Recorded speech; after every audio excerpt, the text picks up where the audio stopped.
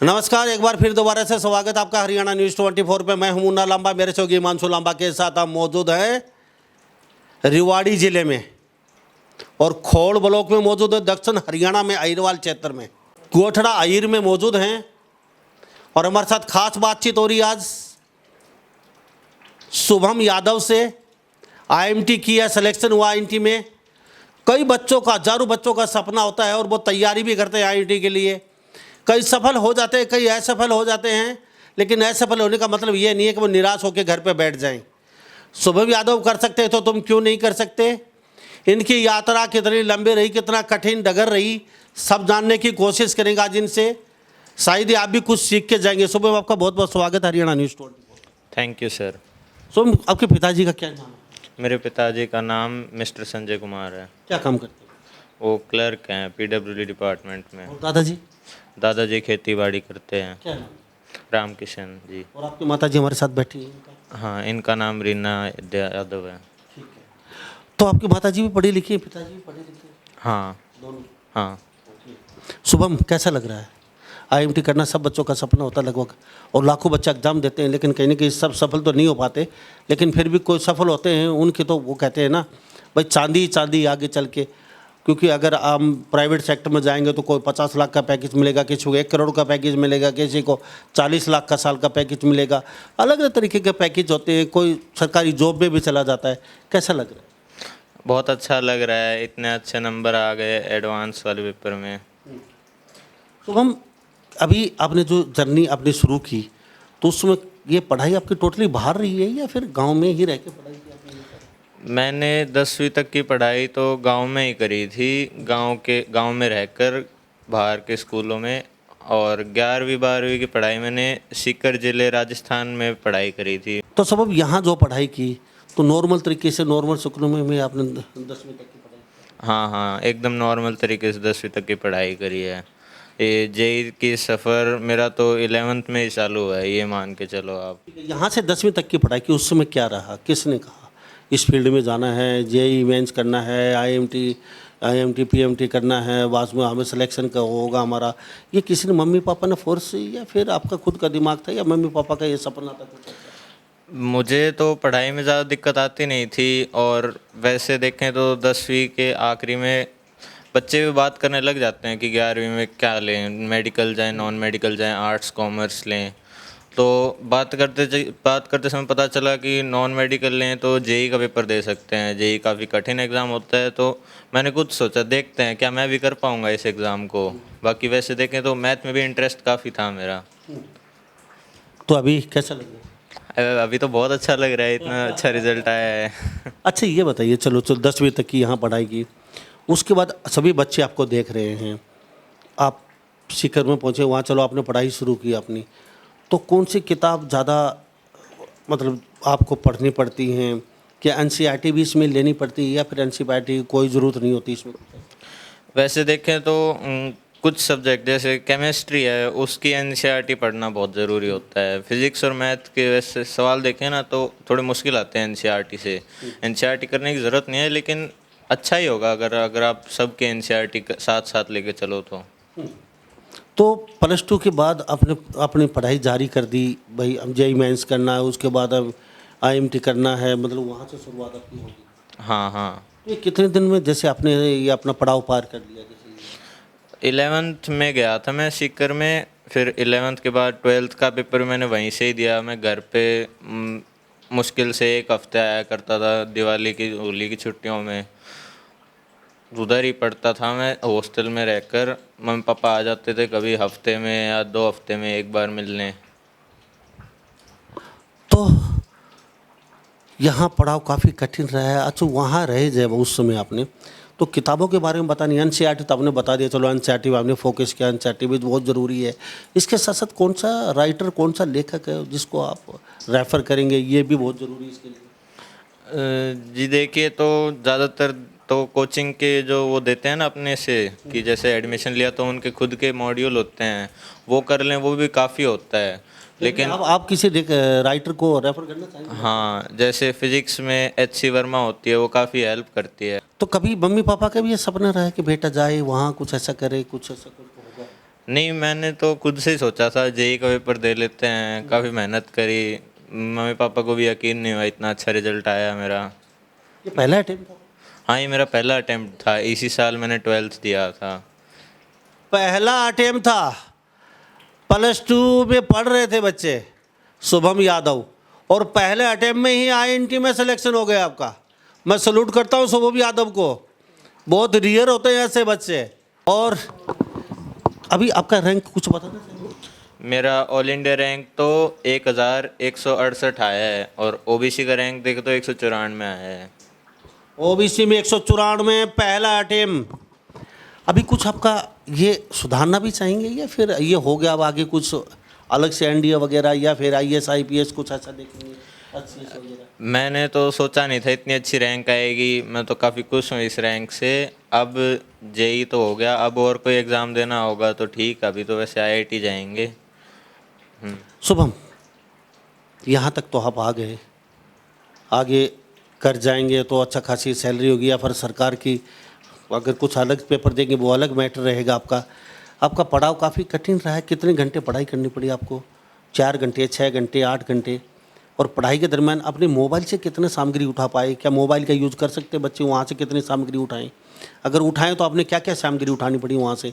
और कितने बजे उठते थे पढ़ने के लिए? कितने घंटे पढ़ाई करने पड़ते थे? पढ़ाई के दौरान दिमाग डिस्टर्ब होता तो क्या क्या गेम करना पड़ता था, या फिर घर पे बात करते थे, या कोई फिजिकल एक्टिविटी करते थे?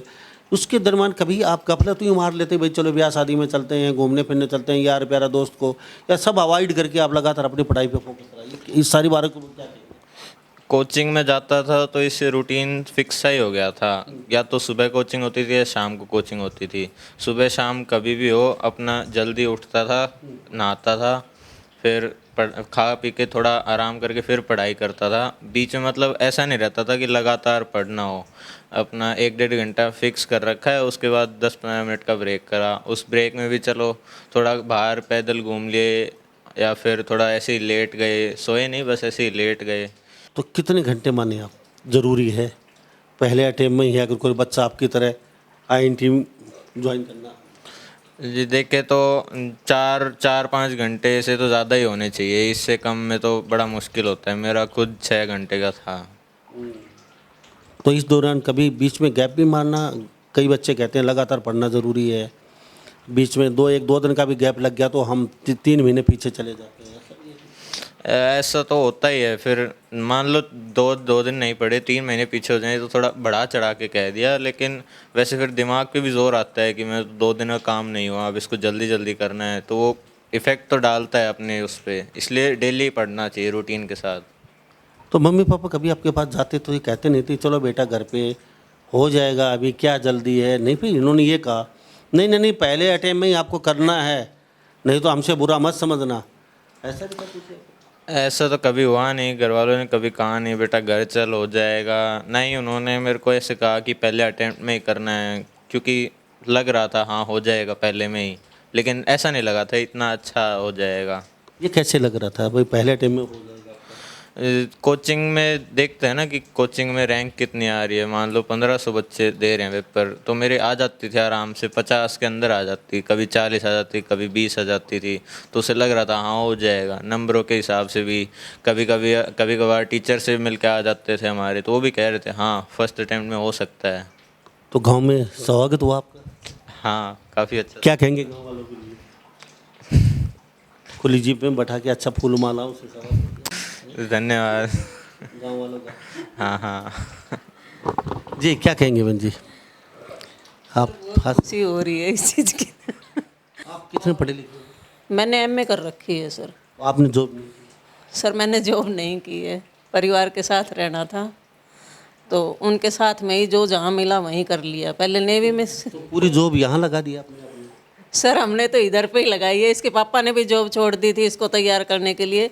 इसको सैनिक स्कूल की तैयारी करवाई थी हमने, मिलिट्री और सैनिक स्कूल की, तो इसका रेवाड़ी में भी फर्स्ट रैंक आया था सैनिक स्कूल में, और मिलिट्री चैल में सिलेक्शन हो गया था इसका। तो वहाँ पे इसको आई साइड वीक थी, इसलिए इसको वहाँ पे भेजा नहीं। तो रीना यादव, कभी ये आपका सपना रहा है कि बेटा आईएमटी करे? आप ही किए हैं सब। कभी बच्चे के साथ भी रहे हैं हॉस्टल में? कभी नहीं सर, कभी नहीं रही हूँ। तो फिर क्या फ़ोन पे बातचीत करते थे? फोन पे बातचीत, हाँ डेली पूरा अपडेट देते थे सर, सुबह से शाम तक। क्या पूछते थे? इनकी पढ़ाई का ही, क्या करवाया है, किस टीचर ने क्या पढ़ाया है, क्या चल रहा है तुम्हारे इंस्टीट्यूट में। और वैसे इनका इंस्टीट्यूट का प्रोग्रेस रिपोर्ट कार्ड पेरेंट्स के पास आता रहता है डेली का, डेली कौन से। का बेटा ज़्यादा मत पढ़ो, हो जाएगा, अभी तो बच्चे हो, या फिर आपने कहा नहीं नहीं नहीं कैश दो? नहीं सर, मैं तो इसको बोलती थी कि हमेशा अपना ध्यान रख पढ़ाई के ऊपर, ज़्यादा बर्डन भी मत ले तो ज़्यादा वो भी मत करो। ये तो नहीं कहा, नहीं नहीं, पहले पहले प्रयास में होना चाहिए, ऐसा तो नहीं है। नहीं सर, इतना तो मुझे विश्वास था कि ये कर लेगा क्योंकि ठीक ठाक था ये पढ़ाई में। और रैंकिंग भी, इंस्टीट्यूट की जो रैंकिंग आ रही थी ये 4th 5th 6 ऐसे रहता था रैंक के अकॉर्डिंग। तो एक एक रैंक पे 2 2 3 3 बच्चे होते थे, तो हमेशा ये टॉप 10 रैंक में ही रहा है। बेटी क्या कर रही है? बेटी मेरी नीट की कर रही है अभी। वो भी सीख कर रही है? वो भी सिक्कर में ही है सर। उसने अब की बार भी दिया था, थोड़े नंबर डाउन रह गए, तो मैं बेटा हो सकता है लास्ट चांस तक नंबर पड़ जाए, लेकिन ना भी पड़े तो आप वहाँ तक अपना दोबारा से। आगे का क्या इरादा है फिर बेटे का? भी आईएमटी में सिलेक्शन और आगे कुछ आईआईटी करके होगी वही करेगा सर। अभी कुछ आगे आईएएस आईपीएस एनडीए वगैरह कुछ? कोई प्लान नहीं है, जो इसको अच्छा लगेगा वो करेगा। तो आपकी सासू जी बैठी हैं, आपके ससुर जी बैठे हैं, ये भी खुश नजर आ रहे हैं? बहुत खुश हैं सर। इनको इतना पढ़ाई के बारे में नहीं पता है, दोनों अनपढ़ हैं, लेकिन फिर भी इतना ज़्यादा खुश हो रहे हैं अंदर से कि मम्मी को तो रिजल्ट बताया, तो मम्मी को ये नहीं पता था कि क्या रैंक होती है और रिजल्ट इतना आया है तो इसका क्या होगा। तो इसके चाचा जी ने सुना, वो एयरफोर्स में है, उन्होंने बताया था, बोले मौसी आपके पोता ने तो गाँव में नाम रोशन कर दियो पूरा हरियाणा में। तो वो बोले जब खुश हुई थी मम्मी, नहीं मम्मी बोल रही थी मुझे क्या पता क्या है बेटा, के वजह से मतलब तो समझाओ मन के वजह से। तो इनके चाचा जी ने पूरा समझाया था। तो उनकी मम्मी हैं और दादा दादी शुभम यादव, इनके पिताजी तो अभी जॉब में हैं, फिलहाल ड्यूटी पे हैं। अगर वो भी होते उनसे भी बातचीत करते, बड़ा अच्छा लग रहा है। और शुभम एक बात और जानना चाहूँगा, कभी आपने जेई मेंस का दिया पहले? शायद दिया ना? हाँ, जेई मेंस का दिया था, उसमें भी काफ़ी अच्छी रैंक आई थी। जेई मेंस का देने के बाद एडवांस का पेपर दे सकते हैं, जिससे आईआईटी में जा सकते हैं। आईआईटी में आप चले गए, तो क्या ध्यान रखें? और ये एग्ज़ाम कितने कितने समय में होता है? और बच्चों को जैसे, हाँ एक बात और पूछ के, सबसे पहले यूट्यूब से कितनी सामग्री उठा सकते हैं? मैंने तो यूट्यूब से सामग्री उठाई नहीं, क्योंकि मेरा तो ये रहता था कि यूट्यूब से अगर सामग्री उठाने लगा तो बीच में डिस्ट्रैक्ट हो जाएंगे कहीं और और। बच्चे जो उठा रहे हैं, जो कोचिंग नहीं लेते, यूट्यूब का सहारा ले सकते हैं, बन सकता है यूट्यूब तो देखें तो वैसे काफ़ी अच्छा सहारा बन सकता है। उसमें थोड़े कुछ काफ़ी कोर्सेज देते हैं, बाकी सारी कोचिंग उनके कोर्स ले लें, रोज़ उनकी लाइव क्लास लें। हाँ ये है, अगर अपने ऊपर कंट्रोल काफ़ी अच्छा है तो यूट्यूब से भी बहुत अच्छी रैंक आ सकती है। तो अभी कितने दिन में एग्ज़ाम होता है आपका, और बच्चों को कैसे पता चले, कुछ बताना चाहिए? जेई मेन एग्ज़ाम होता है वो दो सेशन में होता है। एक बार तो जनवरी में होता है, एक बार अप्रैल में होता है। उसको क्वालिफाई कर लेते हैं तो जेई एडवांस होता है, वो लगभग मई में होता है, मई वाले महीने में होता है। और कोई जेई मेंस में ही अटक जाता है तो क्या वो सक्सेस नहीं माना जाएगा, वो जो बच्चा, या फिर आईआईटी में जाएगा वही बच्चा सक्सेस होगा? देखो, अगर मान लो आपका मेंस हो गया, ठीक गया, एडवांस ठीक नहीं गया, तो ये कोई घबराने वाली बात नहीं है। सक्सेसफुल तो तुम तब भी हो सकते हो अगर तुम मेहनत करोगे। तो अगर जेई मेन में तुम्हारी रैंक अच्छी आई है तो तुम एनआईटी जैसे, आईआईटी जैसे इंस्टीट्यूट है वैसे ही एनआईटी भी एक इंजीनियरिंग के इंस्टीट्यूट है, उधर जाकर काफ़ी अच्छी मेहनत करोगे तो काफ़ी आईआईटी से भी अच्छे वाले पैकेज ले लोगे तुम। और अब आप यहाँ, आपका तो सिलेक्शन हो गया, अब कितने साल के लिए आपका स्ट्रगल, 1 साल या 2 साल का आपका भी ये पड़ाव जारी है? अभी तो देखें तो आईआईटी में 4 साल का कोर्स होता है, तो अभी 1-2 महीने में पता चल जाएगा कौन सी आईआईटी में जाना है, उसके बाद उधर 4 साल पढ़ाई और करनी है। इसके साथ साथ कुछ आईएमटी ही जारी रहेगा, मैं फिर जानना चाहूँगा, या फिर एचसीएस, आईएएस, आईपीएस, एनडीए, कुछ इस तरीके की भी आप कोशिश करेंगे, या फिर इसके बाद करेंगे? आईआईटी में देखें तो आईआईटी में बहुत एक्सपोजर मिलता है अपने जैसे ही, जैसे मैं जिस आईआईटी में जा रहा हूँ उधर मेरे जैसे ही तो लोग होंगे, उनसे बातचीत करूँगा तो अपना खुद का इंटरेस्ट भी पता चल जाएगा 4 सालों की, भाई मेरे को आईआईटी में ये जॉब करनी है, उसके साथ साथ मैं चाहूँ तो इसकी भी तैयारी कर सकता हूँ। मेरे ऐसे काफ़ी अच्छे दोस्त बन जाएँ, अच्छा फ्रेंड सर्कल होगा। तो अभी तक तो मैंने कुछ सोचा नहीं क्योंकि मेरा पूरा ध्यान जेई पे ही था, मेरे पास कोई स्मार्टफोन भी नहीं था, तो मैंने तो कुछ ज़्यादा देखा नहीं था अपनी इन 2 साल की जर्नी में। लेकिन आगे पक्का बताया कि हाँ इंटरेस्ट बनेगा, वहाँ पे जाके मैं खूब मेहनत करूँगा। हाँ जी, क्या नाम बताया? रामकिशन। पोता ने झंडा गाड़? हाँ, पोता ने झंडो गाड़ दिया। अच्छा, यूँ तो बता दो भाई, पोता तो आपके खेल लिया है, कूद लिया है, बचपन में शराब? हमने तो खेल तो कूद तो ही अच्छो लग गई थी।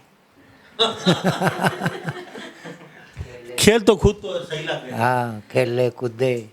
तो बचपन में शरारत कराया करता, आपके खेल लिया करता, आप थप्पड़ चट्टू मार दिया करता? हम तो सारा खेल लिया करता आपस में। तो अभी बेटे के साथ 4 साल बाद कहीं गई बड़े शहर में रहेंगे? नहीं सर, यहीं रहना है हमें तो, ये माता पिता के साथ में यहीं, इन्हीं के लिए हमने जॉब भी छोड़ के फिर गांव में ही सेटल हो गए। नहीं तो दिल्ली सेटल हुए थे, दिल्ली छोड़ के फिर यहाँ आ गए हम गांव में रहेंगे। मम्मी पापा बुजुर्ग हो रहे हैं तो इनकी सेवा वगैरह करेंगे आराम से गांव में। तो संजय कुमार यादव जॉब कर रहे हैं, वैसे तो वो आर्मी में थे पहले, नेवी से रिटायरमेंट, लेकिन दिल्ली रहने लगे थे ये लोग। लेकिन सास और ससुर अपने माता और पिता जो नौकरी कर रहे हैं, यादव साहब वो आज है नहीं हमारे साथ, उनके लिए इनको गांव में आना पड़ा और यहाँ रह रहे हैं कि हमारे माता पिता की भी सेवा हो हमारे साथ, उनके साथ रहते हैं। और सबसे बड़ी बात यह है, इनके 2 बेटे हैं, दोनों जॉब कर रहे हैं और दोनों ही इकट्ठे रहते हैं, कोई अलग अलग नहीं है। एक ही छत के नीचे खाना बनाना, एक ही छत के नीचे रहना, और सब लेखा जोखा आज भी इनके हाथ में है। नहीं तो गौ माता सड़कों पे है और बुजुर्ग आदमी आश्रमों में पड़े हैं। ये शिक्षा दीक्षा कहाँ से ली? आजकल तो बहुत बुरी हालत है। मैं तो बच्चे की ये अच्छा IMT में पहुँचे, इसकी खबर बनाने पहुँचे थे, लेकिन हमें तो कुछ और भी देखने को मिला। सर कंबाइंड फैमिली में प्रोग्रेस होती है, लड़ाई झगड़ा करके क्या मिलेगा सर, ये बताओ। लेकिन आजकल तो सास ससुर तो अच्छे नहीं लगते, देखते ही अच्छे नहीं लगते। करते होंगे लेकिन हमें ये नहीं है ना, हमने अपने परिवार में पीछे देखा है। हमारी शादी हुई उस टाइम मेरे भी 5-6 भाभियाँ आ रही थी, कंबाइंड फैमिली थी हमारी भी। यहाँ आई तब मैं सबसे बड़ी मैं ही हूँ, उसके बाद मेरी दौरानी है, फिर एक और दौरानी आ गई जो ताऊ की है। लेकिन हमने कभी भी ये नहीं देखा, ना मम्मी पिताजी में आपस में भाइयों में बोलते हुए देखा कभी भी। तो इन दोनों का बोझ नहीं समझते? नहीं सर, बिल्कुल भी नहीं। कभी ऐसा तो नहीं है इनका बेटा तो बाहर नेवी से आगे वो कलरक लग रहे हैं PWD में, और पीछे से आप ताने मार? तो सर ये हमेशा सर्विस में रहे हैं, जब भी घर में परिवार में कुछ भी काम हुआ है तो मैं अकेली आई हूँ वहाँ से, और मम्मी पापा को अच्छे से संभाला है। वो सर्विस में रहते थे तब भी कुछ अगर बीमार वगैरह होते थे, कहीं एडमिट करवाना है, कहीं कुछ, अब भी अगर कहीं भी लेके जाना है तो मेरे को ही जाना पड़ता है। तो ये यादव फैमिली, ये तस्वीर देख लीजिए, संस्कार यहाँ से मिलते हैं साहब। आप कोचिंग कर लीजिए। और हम आपको ये भी बता दें, बड़े स्कूल और 5-5 हज़ार के जूते, 5 हज़ार का कोट टाई, AC बसें और AC स्कूल से पढ़ाई नहीं होती है। पढ़ाई यहाँ से होती है साहब। अगर आपने AC बस और AC स्कूल, AC जूते और AC टाई, AC कोट चाहिए तो साहब होटल में जाइए किसी में, पढ़ने के लिए दिमाग लगाना पड़ेगा, सूरज की तरह तपना पड़ेगा, और सोना निखरता है आग में जलने के बाद, सोने की तरह निखरना पड़ेगा साहब। बड़े स्कूलों में पढ़ाई नहीं होती है। आप सड़क पर बैठ के भी पढ़ सकते हो। आजकल तो बच्चे ऐसे लगते हैं रिक्शा चलाते, और साहब खेतों में फसल काटते काटते बच्चे IAS IPS बन गए हैं। पढ़ाई में और तो क्या है, जो टीचर ने बोला वो करो कंप्लीट, उसको मत पीछे जाने दो। हमने सिर्फ यही एक पॉइंट उठाया था बच्चों के लिए कि जो टीचर ने करवाया उसको रेगुलर करो, उसको मत मिस करो। उसको मिस हो गया तो फिर पढ़ाई पीछे चली जाती है। अब चलते चलते एक बात और बोल दीजिए, बेटे का तो अच्छा भविष्य उज्जवल है।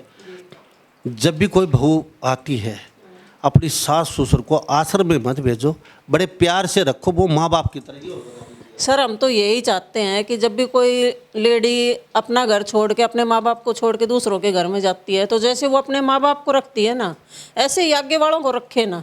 वो भी तो माँ बाप है एक तरह से। तो हमने तो सर यही सोचा है कि वो अभी हमारे माँ बाप हैं तो ये भी आगे आने के बाद हम हमारे माँ बाप ही है, तो अपने माँ बाप के साथ फिर बुरा कैसे करेंगे ये बताओ। अगर खुद के माँ बाप समझेंगे तो बुरा नहीं करेंगे, और अगर इनको सास ससुर समझेंगे तो फिर लड़ाई झगड़ा तो करेंगे। तो हम तो यही चाहते हैं कि जो भी कोई आए या जाने वाली कोई भी लड़की जाए तो वो ये समझे कि ये मेरे मम्मी पापा है, अपने सास ससुर को सास ससुर ना समझ के मम्मी पापा समझे। तो हम तो यही चाहते हैं। शुभम, आपका बहुत बहुत धन्यवाद, बातचीत की आपसे बड़ा अच्छा लगा हमें। पूरे भारत के बच्चे भी आपको देख रहे हैं, बहुत बहुत धन्यवाद। धन्यवाद। तो हमारे साथ ये शुभम यादव खास बातचीत में बने होते। इनके पिताजी नहीं आज हमारे साथ, उनसे भी बातचीत करते बड़ा अच्छा लगता। और इनका सिलेक्शन IMT में हो चुका है, मेहनत की है, पढ़ाई लगातार करनी पड़ती है। और पढ़ाई साफ घर पे रह के कर सकते हो, बगैर कोचिंग के भी कर सकते हो, छोटे स्कूल में कर सकते हो। जैसे गांव के में रह के शुभम ने 10वीं तक पढ़ाई की, तो साहब कहीं इधर उधर भटकने की, एक बड़े स्कूलों में भागने की आपको ज़रूरत नहीं है। मेहनत आपकी काम आएगी। तो इस बारे में आप क्या सोचते हैं? सभी इन बातों के साथ मैं मुन्ना लांबा, मेरे सहयोगी हिमांशु लांबा के साथ हरियाणा न्यूज़ 24। नमस्कार, जय हिंद।